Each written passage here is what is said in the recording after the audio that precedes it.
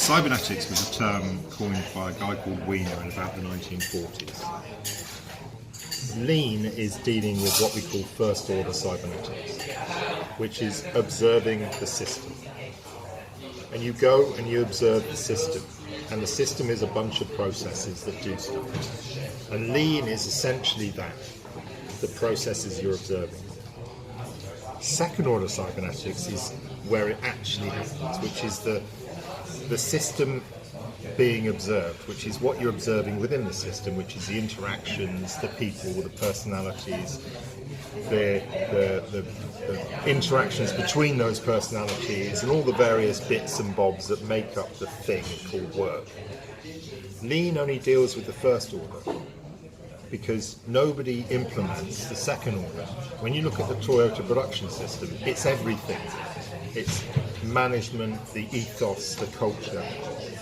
So the Toyota production system took many years to implement. And what you're going to do is you're going to take a bunch of tools that they may have used or may not have used in the Toyota production system and implement them into your first order cybernetics process and ignore completely the second order cybernetics, which is where things actually happen. The consequences of putting those tools into first order cybernetics, you have no idea what you're doing and what the impact will be in the second order cybernetics system, because you don't even understand the second order cybernetics system because you're not looking at it. You're just looking at a bunch of processes that you do and saying, that's what we're going to improve. The problem is people do what the fuck they want. Because people are purposeful. People are purposeful and do what the fuck they want. They don't follow processes, they do what they want. If you want them to do something different, you have to change the system in the second order cybernetics. That's their interaction with the real world. That's why all implementations of Lean fail in a service operation.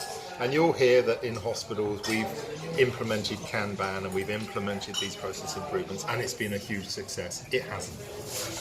They're all lying to you to sell you Lean and a bunch of 5 or 6 or 10 tools that are their pet tools.